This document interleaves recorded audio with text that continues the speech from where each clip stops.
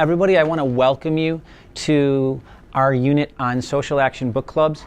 I am really excited about that because this book club, more than ever, is about what's going on in the real world. It's about people's lives, and it's about possibilities for making the world a better place. I'd like to begin with a question. And the question I'd like you guys to think about is the one that's up there on the screen right now. If you take a look up at the screen, you'll notice that the question up here asks you this. It's about injustice. Does injustice exist? Raise your hand if you think injustice exists somewhere, anywhere. Okay, hands down. And what do you do when you see injustice? What do you do? How do you respond to injustice? Now just think in your head for a sec. Just think in your head. What do you do when you see it? Any kind of injustice.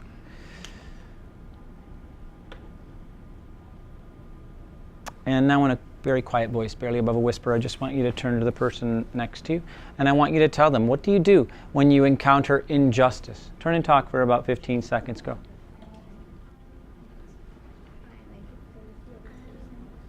It depends. If it's governmental, then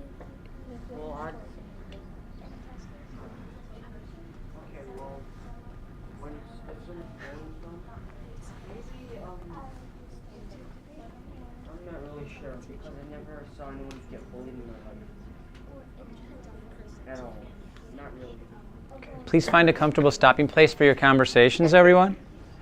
So as I was listening to people's conversations, I heard some people talking about issues that happen right here in our school, things that you might encounter in the main hallway. And then I heard other people talk about some problems that happen in countries that seem kind of far away, but in another sense affect us each day.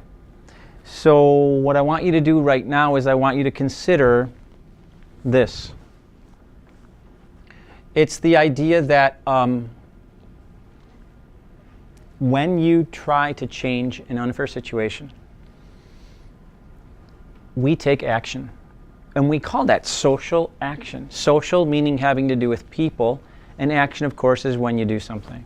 So this is a question I want you guys to think about throughout the course of our lesson and throughout the course of our unit on social action book clubs.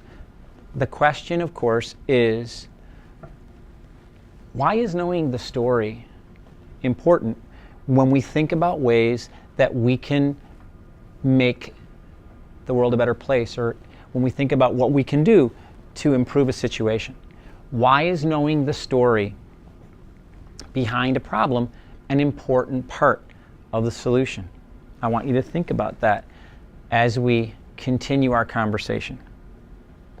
At this time, if you take a look, I'm going to basically say the word go. When I say the word go, I'm going to have you move to Google Classroom, and what you'll notice in Google Classroom is basically this. In Google Classroom, you'll see that there is an assignment called the Book Pass handout for social action book clubs, which is this. And essentially what that means is you guys are going to begin by answering some questions for me.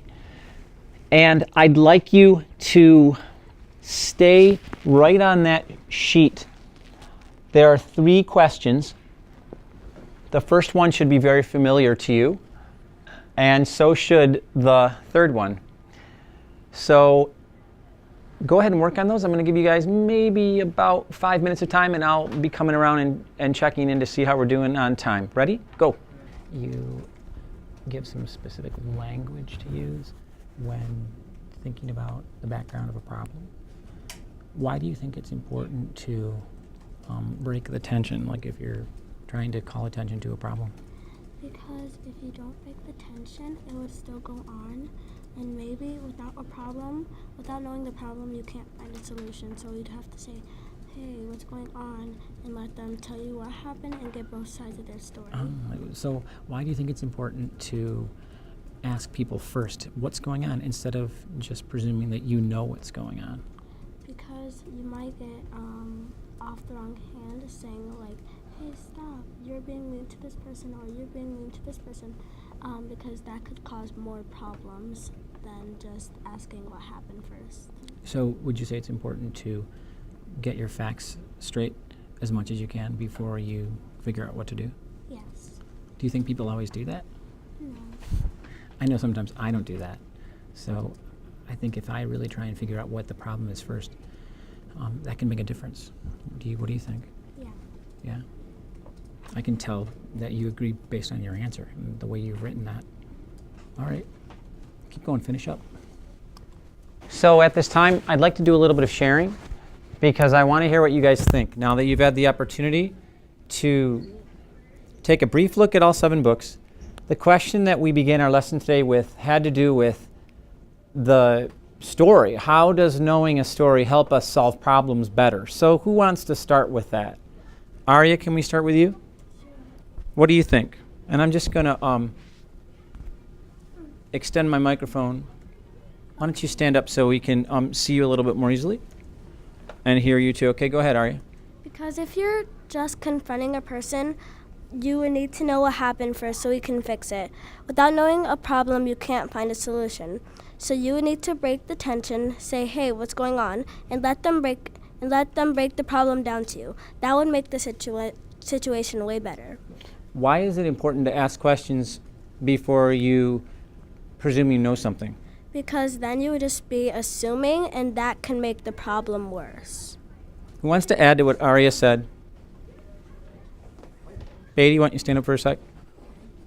And just add on to what she mentioned. Go ahead. Okay, so there's 2 sides to every story, and if you don't have a lot of evidence, you can't make an educated guess on something. So let's say Ron hit his dog. You might think, oh, Ron is mean and a dog hater, but maybe Ron just tried to give him a toy or something like that. So everything is not as bad as you seem, and yeah, you can't assume things easily without having evidence of what happened. Thank you very much, Beatty. Who wants to address either what Beatty said or what Arya said, especially when we think about books and stories from different cultures where the culture may be different from ours? Will, what do you think? You want to stand up for a sec so we can hear you a little bit more easily? Yeah. What do you think, Will? Because you may not know how it started, and you may try something that they already had tried to make the situation worse. So why is it important to listen perhaps more than talk? Wait, what? Why is it more important to listen instead of talk? Why is it important to, as Arya said, ask questions and listen? Because you may not know how it started, and you could try something they already tried and make it worse. So you're thinking you should listen to what they have to say and figure out what they've already done before you go ahead and think, oh, just do this or do that. Yeah. Who wants to add on to what Will said? Anyone want to mention that? Camellia? What do you think? Well, Beatty said that there's always 2 sides to the story, and I think she's right because sometimes things don't seem as bad as they, sometimes people think of us, if there's something going on in a situation, sometimes people think and think the worst that can happen, but sometimes you really gotta think positively, and maybe they did something on accident or this and that happened, so you really don't know the background story. And if you learn, if you ask a friend what happened and you learn the background story, then it's easier to help someone. I see. So raise your hand if you agree with Camellia that you should presume positive intent. Presume positive intent.